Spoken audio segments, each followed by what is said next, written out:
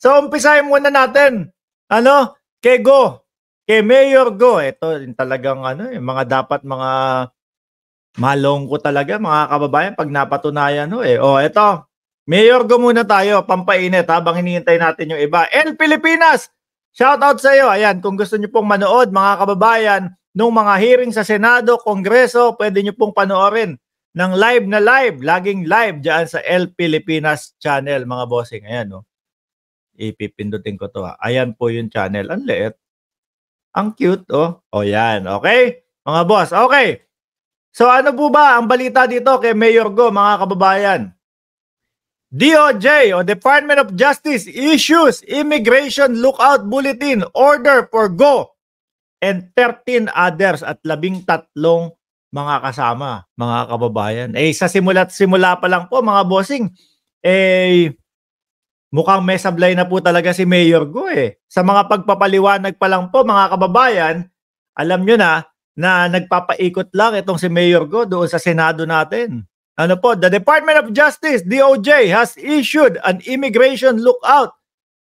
Iba pala yung immigration lookout bulletin order tsaka sa departure hold order. Yung departure hold, talagang hold na yun, Kesa dito, yung naka-lookout kung saan pupunta o kung kailan lalabas, ano po mga kababayan, baka hindi magpaalam na yan. Baka gumamit ng chopper, rektahan na, tawid na lang ng China, mga kababayan. Diba? Lalo pa ngayon na nanenelekaduho, mga kababayan. The Department of Justice, DOJ, has issued an Immigration Lookout Bulletin Order, ILBO, for suspended Bamban Tarlac. Baka kasi tumakas sumokas. Mayor Alice Go, former Technology and Resource Center Director, General Dennis Cunanan, and 12 others according to Undersecretary Margarita Gutierrez. This order follows qualified human... walang bail yan mga kababayan. No, this order follows qualified human trafficking complaints filed by the Presidential o PAOK, Anti-Organized Crime Commission and the Philippine National Police. Yang nasa ilalim niyan. Dapat lang mga kababayan.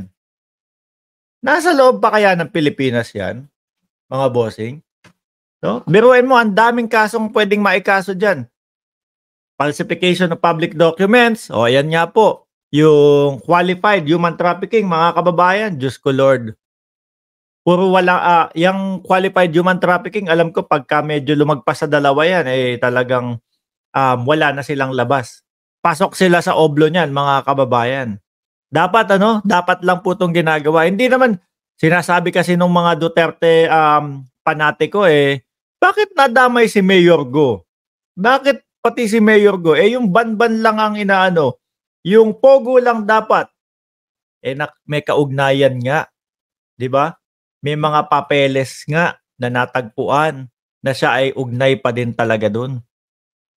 Isa pang nakakatakot na iniisip natin, mga kababayan, baka spy nga ng mga Chino. Dahil, mga boss, hindi lang po ang Pilipinas ang nakararanas ng mga tanim na mga spy pati Estados Unidos, Canada. Kanina lang habang tinuturuan ko yung client ko, sabi, kami din may problemang ganyan. Parang sa New York yata, merong police station na mga Chinese or something. Hindi ko na naintindihan kasi kailangan mag-focus kami doon sa trabaho Ma'am Tuwilyer, Wilfred, Gemma Garais, Tony Ninobla, Ginny G.O. tayo. No? Ng mga Duterte, lahat ng Pinoy akala nila ay tulad ng mga DDS, na mga OB-OB at TAN-GA. Totoo. Totoo yan sinabi ni Sir Tony. So ito mga kababayan, paano na ito? Ma'am, ganda mo. Tapos pagpasok sa loob, di ho ba? Kailangan talagang dito humaan yan. Sa Pilipinas po talaga malongko yan. At hindi pwede yung lang dapat hindi tayo pumayag mga boss chief amo sir na kumbaga, lang siya. Ano tawag dito? I-deport lang. Kailangan talagang magbayad yan ng kaparusahan. Ang dami mga iba't ibang citizen, mga kababayan, na talagang yung sinasabi nga natin, kung sa atin mangyayari yon mga bossing, Naku, kawawa po. No, iniisip ng pamilya mo, aalis ka sa bansa mo, and then after pupunta ka sa Pilipinas o pupunta ka sa ibang bansa, akala nila na okay ka, yun pala ang trabahong gagawin mo, pang-i-scam, no? Yun pala, ang trabahong gagawin mo, prostitusyon na ayaw mo at labag sa loob mo. Iniisip ng pamilya mo, okay naman si ganito, ganyan, walang problema, no? Maayos yung trabaho, yun pala nasa loob ng pogo. Ayun, kumbaga sinasamantala na po, pinagsasamantalaan at 'pag hindi sumunod, latay. At hindi lang ho yun mga bossing, baka meron pang mga murder na ano 'to, ikaso dito dahil 'di ba mga kababayan ang sinabi po, hindi lang naman ginugulpi, yung iba, talagang tinetegi ho nila mga bossing. Dapat Boss Mark imbestigahan din si Gandang Hari, isa pa yan, totoo. Bakit sila nasa loob nung pogo? Oh, hindi naman nila puwedeng sabihin na, wala kami diyan, papeles lang yung nakita, eh. Paano naman papasok dun yung papeles, 'di ba? Paano mapupuwesto dun yung papeles kung hindi sila pumapasok doon, 'di ho ba? Kailangan ma-question talaga si Harry Roque. Kailangan niya, tingin ko nga dapat mapatawag na din niya sa Senado, eh. Mapatawag sa Senado, ma-explain mo, anong koneksyon mo dito, ganito, ganyan, Tapos,